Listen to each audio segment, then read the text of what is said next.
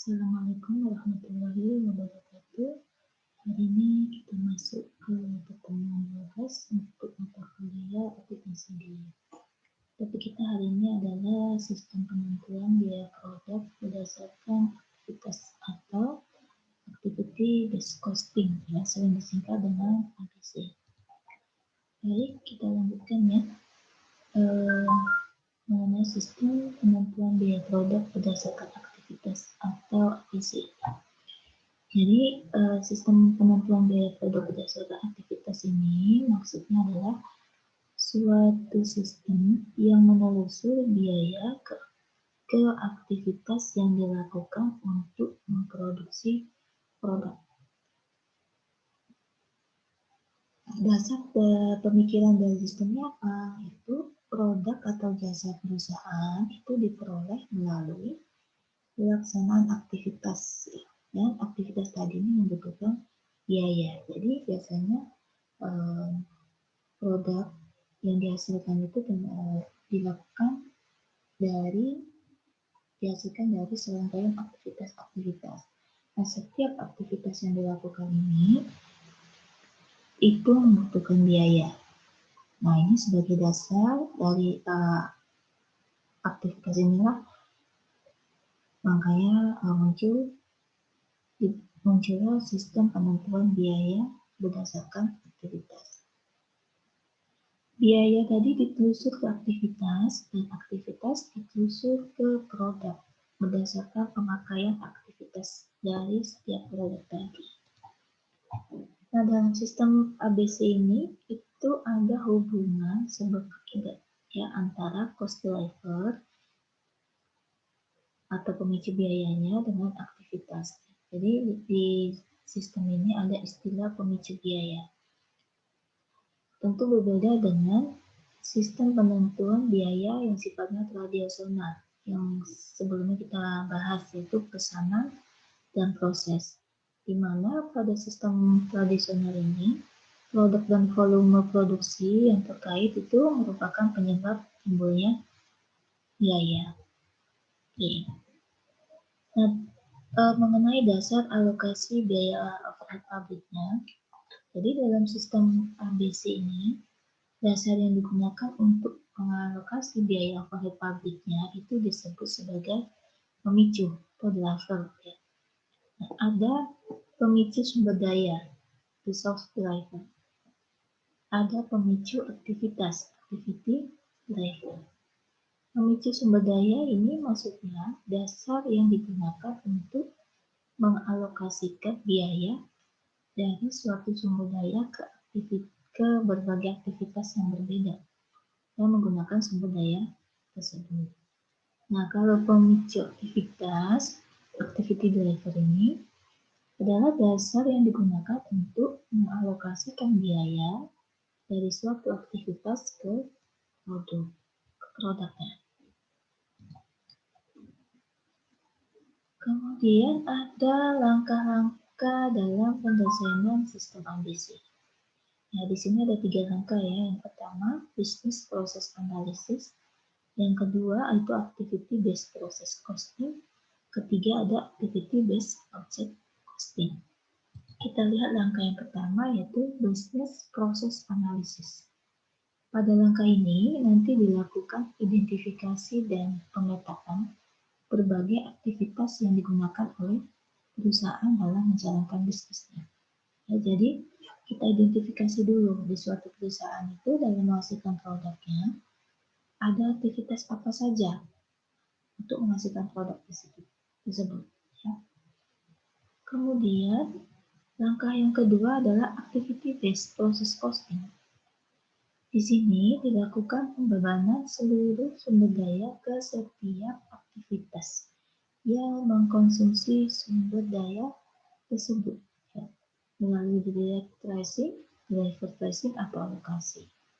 Nah, dari pembebanan ini nanti diperoleh informasi total biaya setiap aktivitasnya. Ya. Kemudian langkah yang ketiga, activity based object costing. Total biaya setiap aktivitas tersebut dibebankan ke cost object yang mengkonsumsi aktivitas yang bersangkutan dengan mengalihkan activity cost rate-nya dengan activity level quantity yang dikonsumsi objeknya. Ya, jadi nanti kita cari activity cost rate-nya. Itu langkah-langkahnya, ada 3 tadi ya. Lalu, apa manfaat aktivitas base costing ini? Ya. Jadi dari penggunaan metode ini tentu menghasilkan manfaat. Di antaranya yang pertama memperbaiki mutu pengambilan keputusan. Kenapa dikatakan memperbaiki mutu pengambilan keputusan?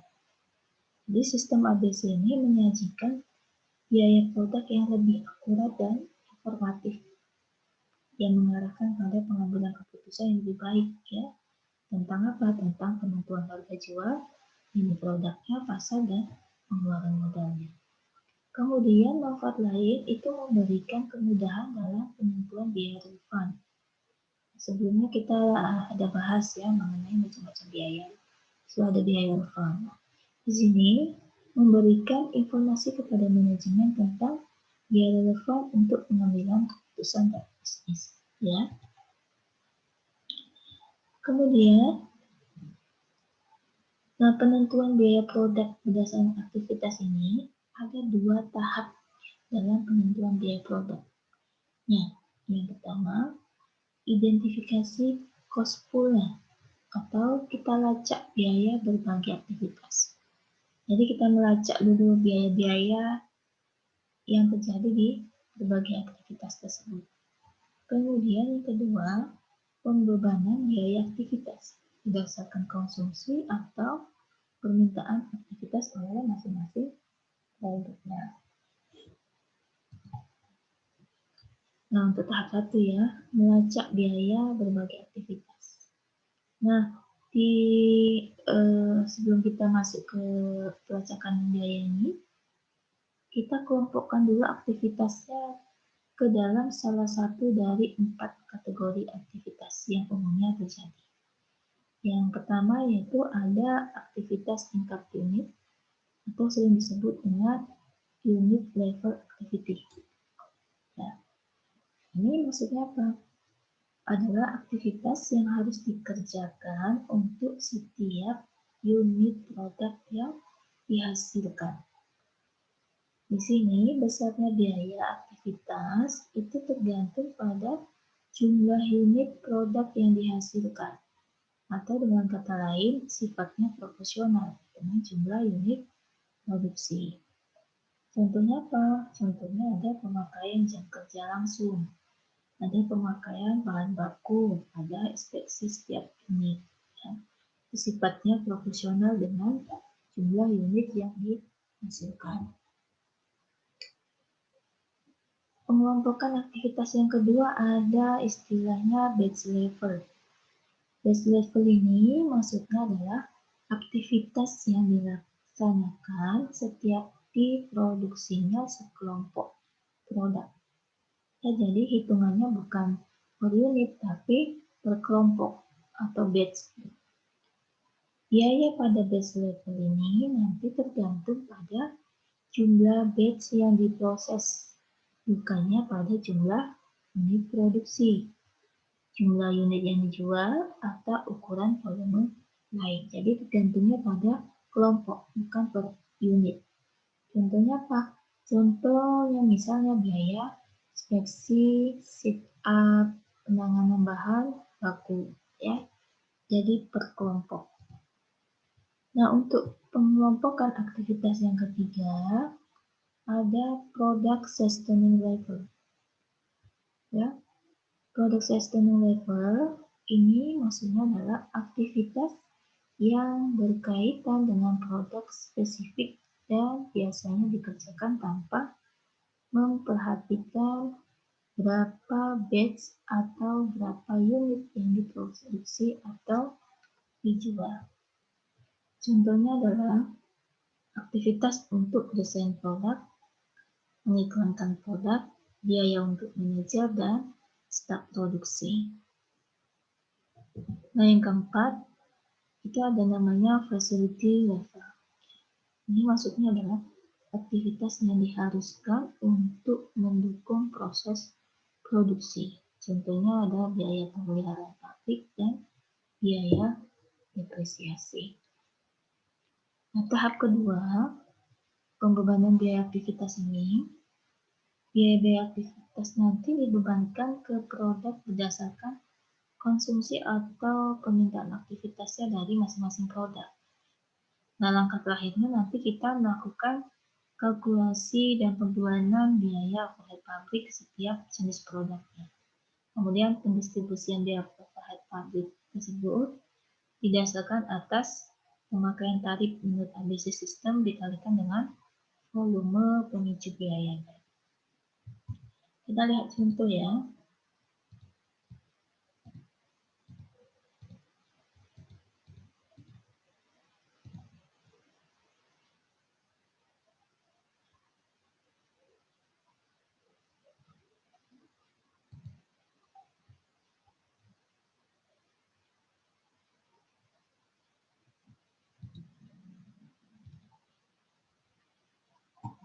Nah, ini contoh penentuan biaya produk berdasarkan aktivitas. Nah, soalnya yang pertama, perusahaan Rahma memproduksi dua macam vas bunga, yaitu desain klasik dan kontemporer. Data biaya diketahui sebagai berikut. Vasnya tadi ya, ada dua ya, vas klasik dan kontemporer.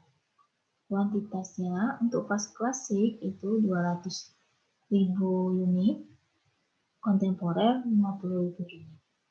Biaya utama untuk vas klasik itu 700.000 unit, 700.000 rupiah, kontemporer 150.000 rupiah. Jam mesin pembuatan vas bunga klasik itu sebanyak 50.000 jam mesin, kontemporernya 12.500 jam mesin. Perpindahan barangnya klasik 700.000, kontemporer 100.000. Persiapan 100 untuk klasik dan kontemporernya 50 kali persiapan. Nilai rupiah untuk biaya utama kita jumlahkan 850.000 rupiah. Jam mesin ini biayanya ya 250.000, perpindahan 300.000, nah persiapan 450.000 rupiah. Pas untuk biaya overhead yang terjadi ya, pemeliharaan tadi 250.000 dengan rincian klasiknya 210.000, kontemporer 40.000 rupiah. Penanganan bahan 300.000 tadi itu rinciannya klasik 260.000, kontemporer 40.000 rupiah. Persiapan klasiknya 300.000 rupiah, kontemporernya 150.000 rupiah. Ini ditotalkan klasik itu 770.000 rupiah, kontemporer 230.000 rupiah. Pertanyaannya, hitunglah biaya per unit untuk masing-masing vas menurut sistem activity based costing tersebut. Kita kerjakan ya. Langkah pertama yaitu menghitung tarif overhead untuk masing-masing kelompok aktivitasnya. Aktivitasnya ada berapa? Ada 3. Pertama yaitu pemeliharaan, kedua ada penanganan bahan, ketiga ada persiapan. Nah, pemeliharaan di sini satuannya itu ya jam mesin. Penanganan bahan satuannya ada jumlah perpindahan barangnya. Kemudian persiapan satuannya adalah persiapan. Ya, jadi seperti untuk kita menghitung panjang misalnya ada meter atau kilometer, kemudian berat ada satuannya gram atau kilogram. Ini seperti ini. Nah, untuk pemeliharaan biayanya tadi 250.000, kita bagi berapa banyak jam mesinnya. Ini ya, klasik dan kontemporer dijumlahkan ketemu 50.000 ditambah 12.500 ketemu 62.500 jam mesin. Kita bagikan ya. 250.000 rupiah dibagi 62.500 ketemu 4 rupiah per jam. Ini untuk aktivitas pertama, memelihara. Aktivitas kedua itu ada penanganan bahan. Jumlah yang dikeluarkan 300.000 rupiah. Kita bagikan dengan 800.000 jumlah perpindahan barangnya. Ketemu 0,375 rupiah per kali perpindahan. Ini aktivitas yang kedua.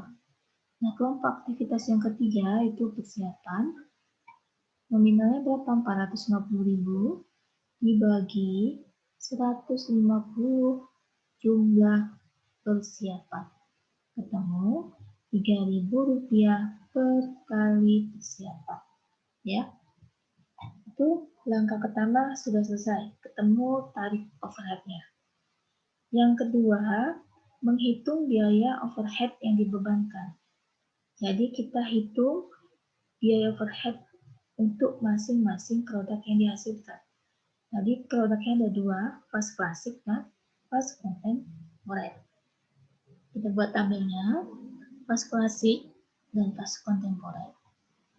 Aktivitasnya ada tiga ya, pemeliharaan, penanganan bahan, dan persiapan.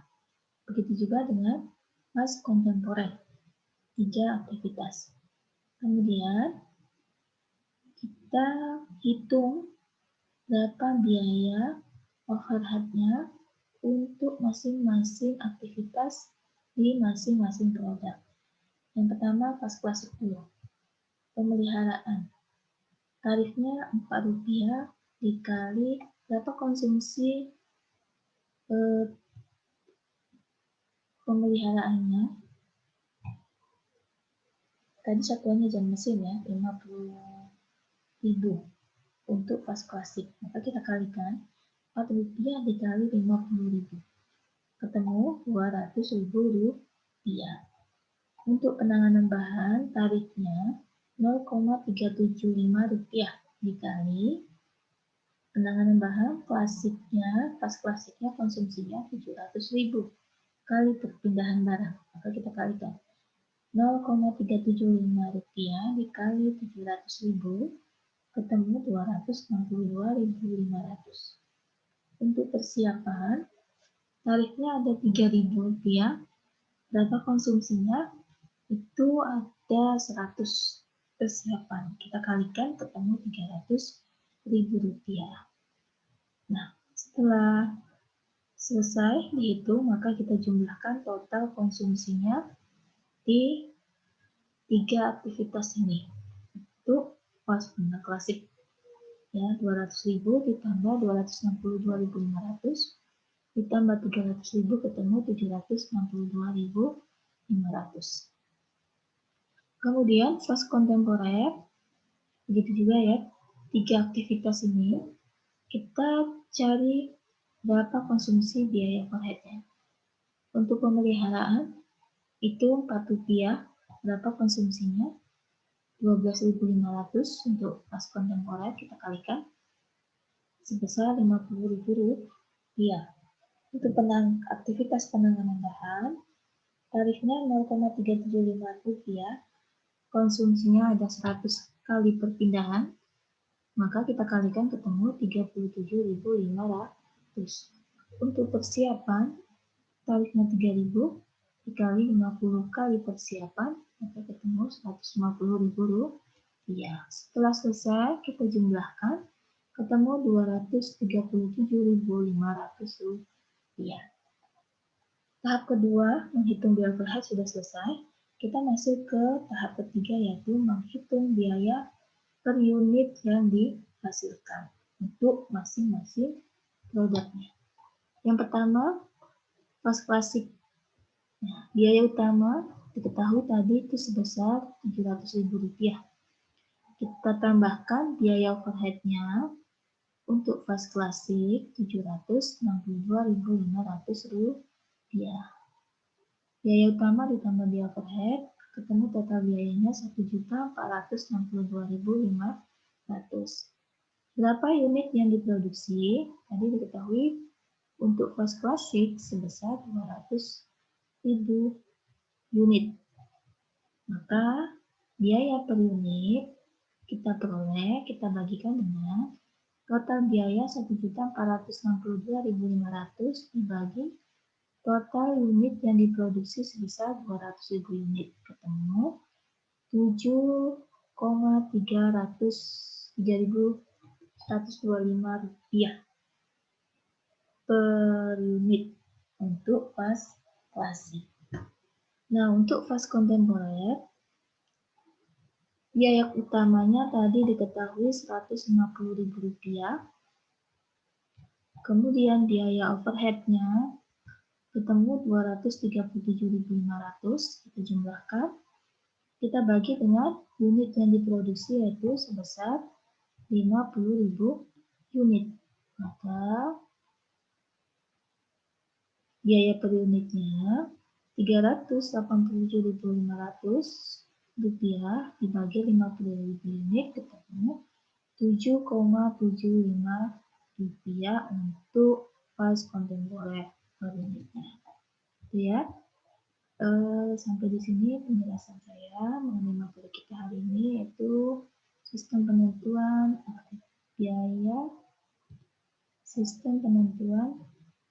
biaya berdasarkan aktivitas. Jika ada pertanyaan ataupun yang belum kurang paham, bisa ditanyakan melalui Facebook. Ya. Saya sudah sampai di sini. Assalamualaikum warahmatullahi wabarakatuh.